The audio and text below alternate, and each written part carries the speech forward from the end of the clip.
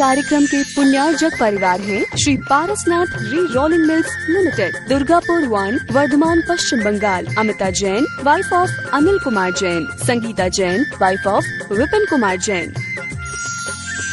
मानक चंद, कमला देवी, राकेश, नीतू, ऋषभ एवं Ayushi Musharraf, B123, Sethi colony, Jaipur, Rajasthan. Deepak Ratan Chand Shah परिवार, कोल्हापुर। रविंद्र गुलाब चंद दोषी परिवार, पंढरपुर। प्रतिभा दोषी एवं तनुजा शाह।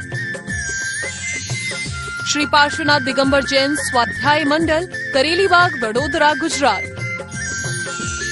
स्वर्गीय माता सीतावंती, धर्मपत्नी स्वर्गीय मास्टर नथुराम जी मुन्हानी की स्मृति में श्री सुरेंद्र जैन, कांता जैन। श्री अशोक जैन, नीलम जैन। श्री पंकज जैन, अमिता जैन। श्री रजनीश जैन, दीपिका जैन। श्री ऋषभ, मुदित, रिधिमा, ख्वाहिश Jain. SKJ rubber corporation, Delhi. मोक्ष मार्गस्य नेतारं भेत्तारं कर्म भूभृतां ज्ञातारं विश्वतत्त्वानां वंदे तद्गुणलब्धये। पंच परमेष्टि भगवान की जय। संत शिरोमणि आचार्य विद्यासागर जी महाराज की जय। पिछली पाठशाला में पुद्गल कितने प्रकार का होता है, उसकी पर्याय कौन सी होती हैं, अणु और स्कंध क्या होते हैं, स्कंधों के गुण कितने होते हैं, इनकी चर्चा हमने की थी। और उसके बाद स्कंधों की उत्पत्ति कैसे होती है। भेद संघातेभ्य उत्पद्यन्ते, भेद से, संघात से और भेद संघात से स्कंधों की उत्पत्ति होती है। ये चर्चा हो गई। आज अब चर्चा प्रारंभ होती है। स्कंधों की उत्पत्ति तो आपने बताई, जरा ये बताएं अणु की उत्पत्ति कैसे होती है। अगला सूत्र इसीलिए लिखा गया है, भेदादणुः। बोलिए, संधि विच्छेद किया, भेदात अणुः। अर्थात स्कंध की उत्पत्ति तो भेद संघात और भेद संघात तीनों से होती है, पर अणु की जो उत्पत्ति होती है वो भेद से होती है। तोड़ते तोड़ते तोड़ते तोड़ते जो लास्ट टुकड़ा बचता है उसे कहते हैं अणु। अणु की उत्पत्ति जुड़ने से नहीं हो सकती, संघात से नहीं होगी, भेद संघात से भी नहीं होगी। इसलिए आचार्यों ने सूत्र लिखा, भेदादणुः। अणु की उत्पत्ति मात्र भेद से होती है, अर्थात संघात से कभी नहीं होती। स्कंध दो प्रकार के होते हैं, एक आंख से दिखने वाले, एक आंख से नहीं दिखने वाले। अगला सूत्र जो लिखा गया वो इस दृष्टि से लिखा गया कि ऐसे स्कंध जो आंख से नहीं दिखते, वो आंख से दिखने वाले कैसे बन जाते हैं, उसकी प्रक्रिया क्या है। अगला सूत्र देखें अपन, भेद संघाताभ्याम चाक्षुषः। भेद संघाताभ्याम चाक्षुषः। बोलिए, भेद संघाताभ्याम चाक्षुषः।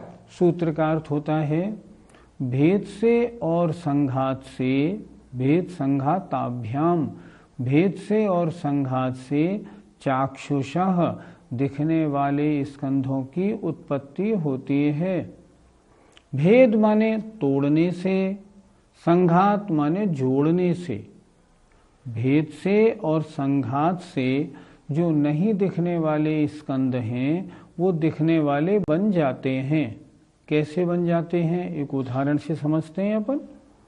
आचार्य उदाहरण देते हैं, मैं आपको वही सुना रहा हूँ। हमारे हाथ में गर्मी के दिनों में यहाँ थोड़ा मैल हो जाता है, लेकिन जब हम देखते हैं तो मैल नहीं दिखता। हमने क्या किया, हाथ को यहाँ घिसा।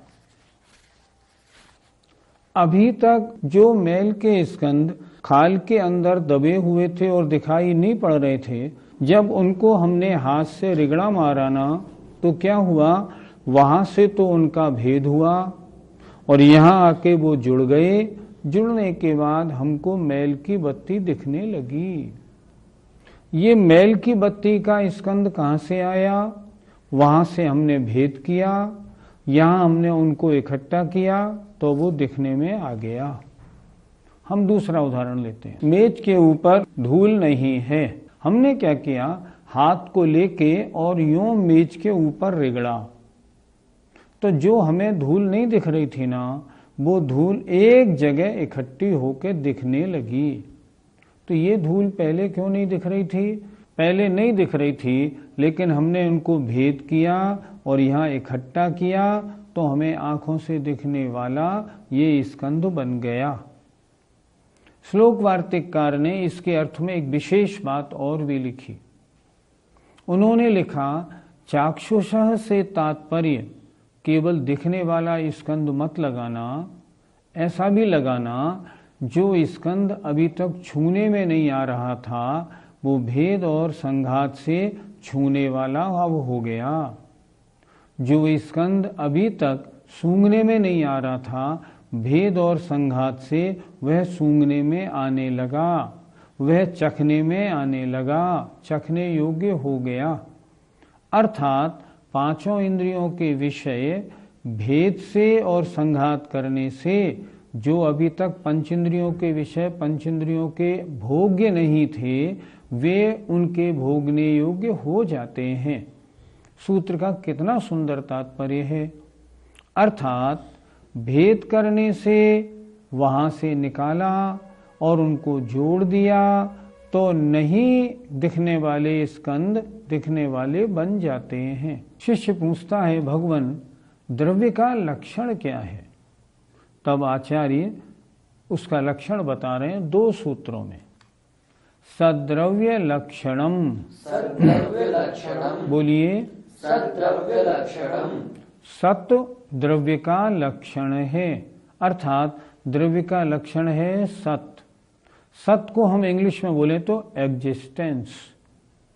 द्रव्य किसे कहते हैं? जिसका हमेशा एग्जिस्टेंस रहे, जो बदले जरूर पर कभी नाश नहीं हो, उसे कहते हैं सत्य। सत द्रव्य लक्षणम, और द्रव्य का लक्षण सत्य है। तात्पर्य क्या है? द्रव्य उसे कहते हैं जो कभी नाश को प्राप्त नहीं होता। नाश को प्राप्त तो नहीं होता, तो क्या इसमें और कोई चेंजेस होते हैं क्या? तो आचार्य अगला सूत्र लिखते हैं, उत्पाद व्यय द्रव्य युक्तम सत। उत्पाद व्यय द्रव्य युक्तम सत। बोलिए, उत्पाद व्यय द्रव्य युक्तम सत। सत किसे कहते हैं? उत्पाद व्यय और द्रव्य से जो युक्त हो उसे सत कहते हैं। सत माने जिसमें उत्पाद व्यय द्रव्य तीनों पाए जाएं। उत्पाद माने नई पर्याय की उत्पत्ति होना, व्यय माने पिछली पर्याय का नाश होना, और द्रव्य माने वस्तु का रहना। एग्जाम्पल से समझते हैं। माँ ने कहा, बेटा ये पुरानी जंजीर और पुरानी चूड़ियां हैं, इनको तोड़वा के एक तगड़ी बनवा दो। हमने गलैये को दिया, सुनार को दिया, उसने उनको तोड़ा और एक तगड़ी बना दी। तो हम क्या कहेंगे?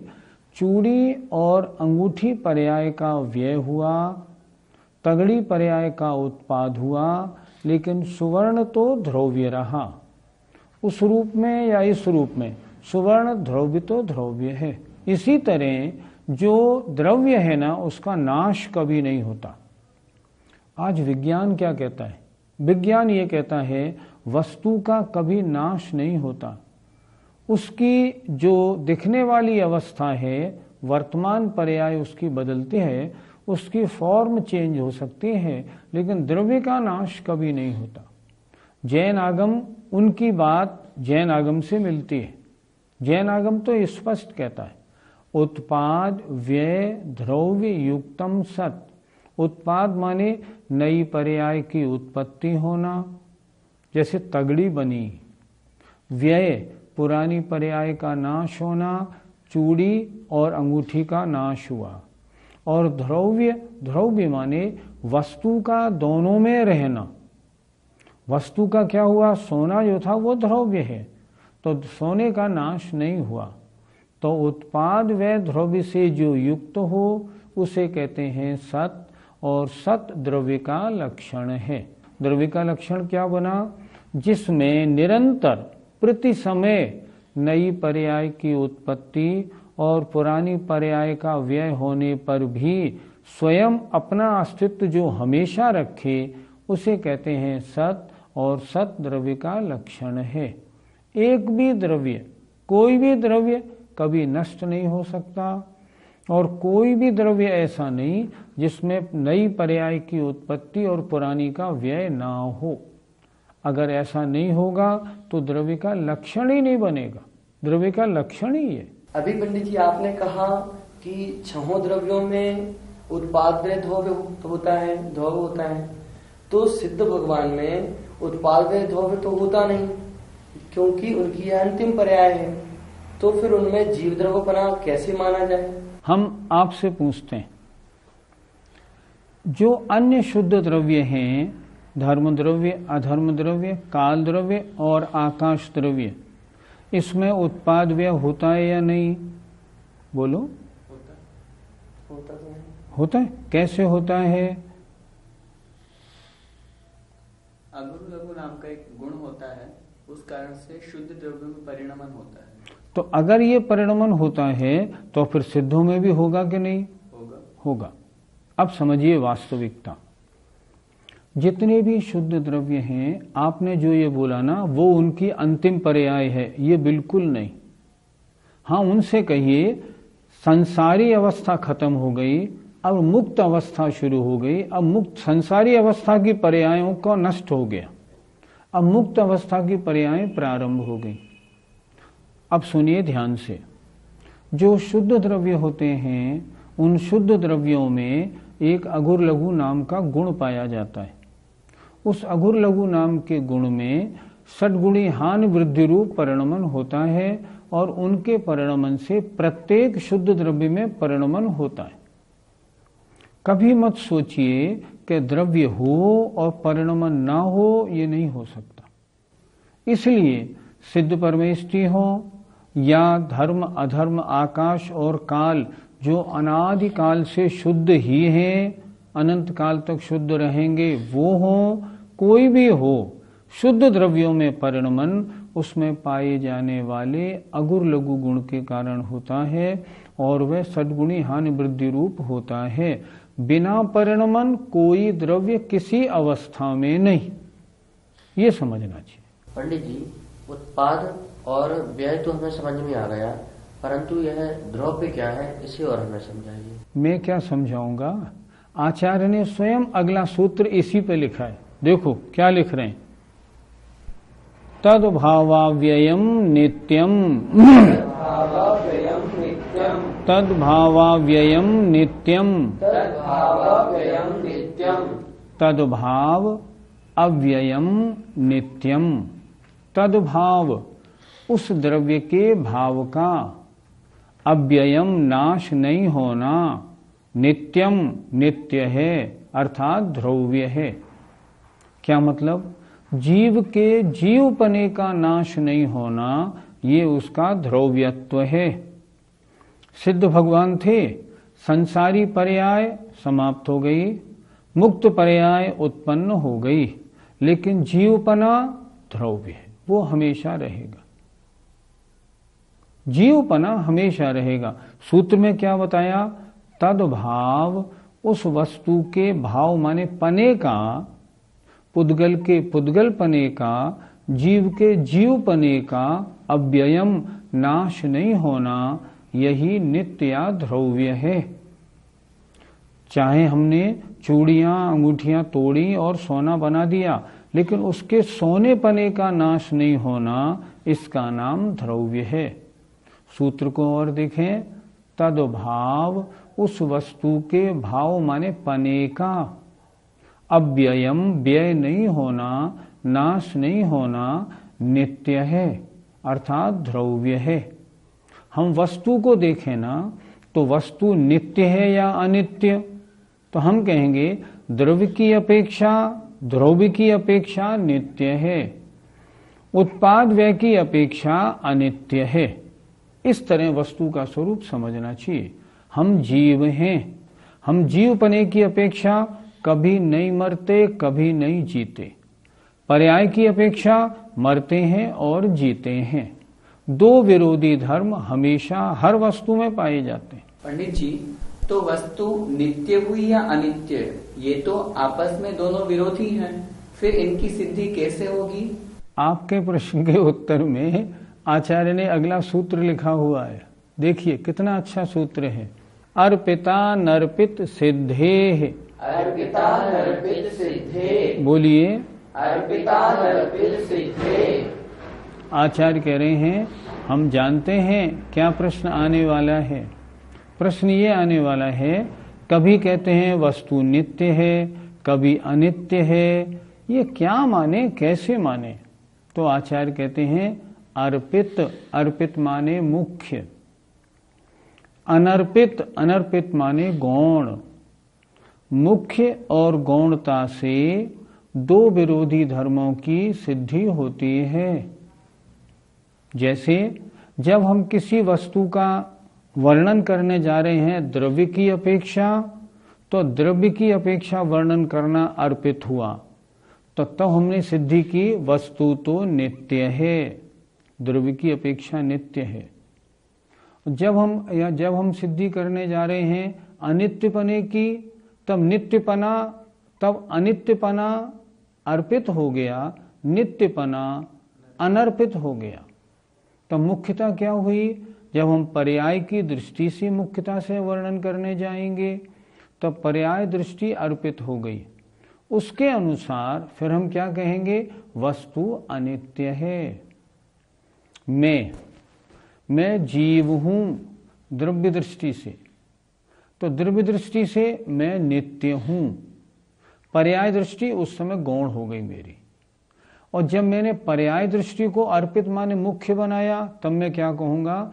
मैं अनादिकाल से जन्म मरण कर रहा हूं, उत्पन्न होता हूं, नष्ट होता हूं, उत्पन्न होता हूं, नष्ट होता हूं। किस अपेक्षा से? पर्याय की अपेक्षा से। वस्तु में कितने धर्म पाए जाते हैं? वस्तु में अनेक धर्म पाए जाते हैं। दो शब्द आपने सुने होंगे, अनेकांत और एकांत। अंत माने होता है धर्म, जहां वस्तु के एक धर्म का वर्णन होता है वो एकांत, और जहां वस्तु में पाए जाने वाले अनेक धर्मों का वर्णन होता है उसे हम कहते हैं अनेकांत। वस्तु में धर्म कितने हैं? बहुत सारे। किसी की अपेक्षा से कुछ है, किसी की अपेक्षा से कुछ है। एक ही जीव किसी की अपेक्षा पिता है, किसी की अपेक्षा पति है, किसी की अपेक्षा पुत्र है, किसी की अपेक्षा ताऊ है, आदि बहुत सारे। तो वस्तु में कितने धर्म होते हैं? वस्तु में अनेक धर्म पाए जाते हैं, उसे हम कहते हैं अनेकांत। अंत माने धर्म, अनेक माने अनेक। और जहां एक धर्म का वर्णन किया जाए, मान लो पुण्य तो हेय ही है, तो वो हो जाता है एकांत। वर्णन कैसे होता है? पुण्य इसकी अपेक्षा उपादेय है, इसकी अपेक्षा हेय है। तो एक वस्तु में पाए जाने वाले विभिन्न अनेक अनेक प्रकार के धर्मों का वर्णन होता है, उसे हम कहते हैं अनेकांत। तो वस्तु कितने धर्म वाली हो गई? अनेक धर्मों वाली है। प्रश्न उठता है, पुद्गल का असली रूप है परमाणु। ये परमाणु आपस में बंध क्यों जाते हैं? क्या कारण है जो इनमें बंद होता है? आचार्य ने सूत्र लिखा, अगला देखें। स्निग्ध रूक्षत्वाद बंधः, बोलिए अर्थ क्या हुआ? स्निग्ध और रूक्षपना होने से, त्वात स्निग्ध और रूक्ष वाला होने से अणुओं का बंध होता है। देखो, अणु से अणु क्यों जुड़ा? क्योंकि इसमें स्निग्ध और रूक्ष गुण है। अगर अणु में स्निग्ध रूक्ष गुण ना हो तो अणु से अणु नहीं जुड़ेगा। उदाहरण दीजिए, उदाहरण ले लीजिए। काल द्रव्य किस रूप में है? अणु रूप में। तो काल द्रव्य के अणु क्या एक दूसरे से जुड़ते हैं? नहीं जुड़ते। क्यों नहीं जुड़ते? उनमें स्निग्ध रूक्ष गुण नहीं होता। क्यों नहीं होता? क्योंकि स्निग्ध रूक्ष गुण मात्र पुद्गल में है, अन्य द्रव्यों में नहीं। तो अणु से अणु के बंध में कारण क्या है? स्निग्ध और रूक्षवानपना होना। इसके कारण एक अणु दूसरे अणु के साथ जुड़ के स्कंध बनाता है। सूत्र अच्छी तरह समझे जरा। स्निग्ध माने चिकना, रूक्ष माने रूखा, त्वात माने वाला होने से, स्निग्ध और रूक्ष गुण वाला होने से एक अणु का दूसरे अणु आदि से बंध होता है। अगर स्निग्ध रूक्ष गुण ना हो तो बंध नहीं होता। हम एक बात कहते हैं, आत्मा का कर्मों के साथ बंध होता है। ये बंध क्यों होता है? ये भी स्निग्ध रूक्ष गुण के कारण होता है। महाबंध महाधवला में ये बात कही है, स्निग्ध रूक्ष गुण के कारण। तो आत्मा में कोई स्निग्ध रूक्ष गुण होता है क्या? आचार्यों ने लिखा होता है ना। स्निग्ध माने राग, रूक्ष माने द्वेष। ये आत्मा के स्निग्ध रूक्ष गुण हैं। अगर आत्मा में ये दो गुण ना हो, राग द्वेष, तो आत्मा का कर्मों से बंध होगा क्या? कभी नहीं होगा। उसी तरह ये पुद्गल का परमाणु जो होता है, इसमें अगर स्निग्ध रूक्ष गुण है, इसीलिए ये बंद होता है, नहीं तो बंद होए नहीं।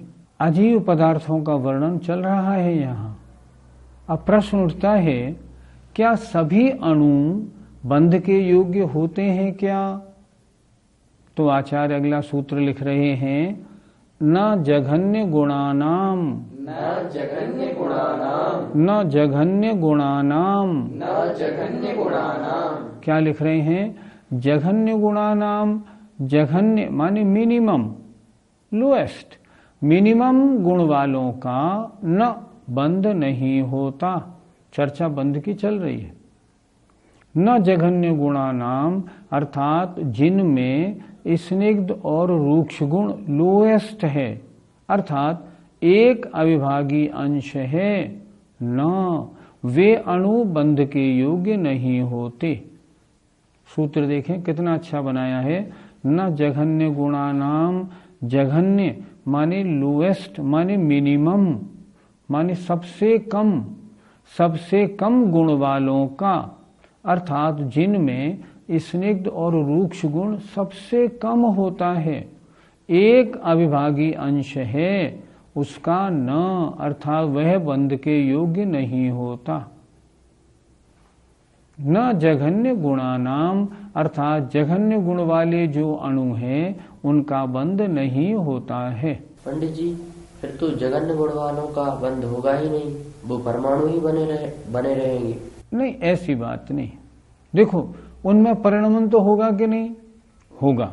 तो जब उनमें जघन्य अंश से वो ऊपर उठेंगे, वे बंद करने योग्य हो जाएंगे। भाई परिणमन तो सब में होता है ना। परिणमन की तो उनकी अपनी योग्यता है। कभी उनका जो स्निग्ध रूक्ष गुण है घटा, अब जब एक से फिर 2, 3, 4 हो जाएगा अविभागी अंश, तो बंध के योग्य हो जाएंगे। स्वयं में उन्हें कोई करेगा नहीं।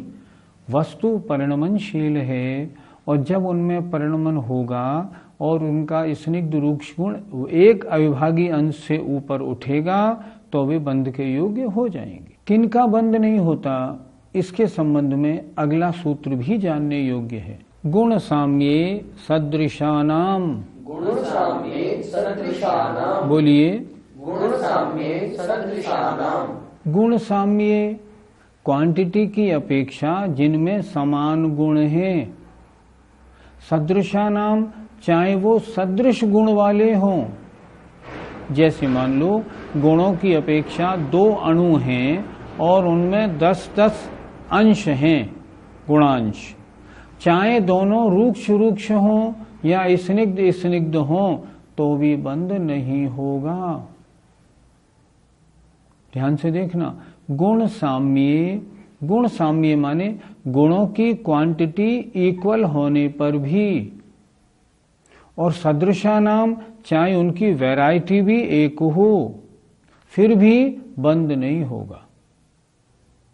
पहले में बताया था जघन्य गुण वाले परमाणुओं का बंध नहीं होता, और यहां कह रहे हैं 2 परमाणु हैं, अगर दोनों में गुणों की अंश बराबर हैं, चाहे वो एक ही जाति के क्यों नहीं हो, रूक्ष रूक्ष हो या सूक्ष्म या स्निग्ध स्निग्ध हो, तो भी बंध नहीं होगा, क्योंकि समान गुण वालों का बंध नहीं होता। आइए, जय जिनेन्द्र। इस कार्यक्रम के पुण्यार्जक परिवार हैं Shri Parasnath re rolling mills limited, Durgapur 1, Bardhaman, Paschim Bengal. Amita Jain, wife of Anil Kumar Jain. Sangeeta Jain, wife of Vipin Kumar Jain. Manak Chand, Kamla Devi, Rakesh, Neetu, Rishabh एवं आयुषी मुशरफ, B123, सेठी कॉलोनी, जयपुर, राजस्थान। दीपक रतन चंद शाह परिवार, कोल्हापुर। रविंद्र गुलाब चंद दोषी परिवार, पंढरपुर। प्रतिभा दोषी एवं तनुजा शाह। श्री पार्श्वनाथ दिगंबर जैन स्वाध्याय मंडल, करेलीबाग, वडोदरा, गुजरात। स्वर्गीय माता सीतावंती धर्मपत्नी स्वर्गीय मास्टर नथुराम जी मुन्हानी की स्मृति में श्री सुरेंद्र जैन, कांता जैन, श्री अशोक जैन, नीलम जैन, श्री पंकज जैन, अमिता जैन, श्री रजनीश जैन, दीपिका जैन, श्री ऋषभ, मुदित, रिधिमा, ख्वाहिश Jain. SKJ rubber corporation, Delhi.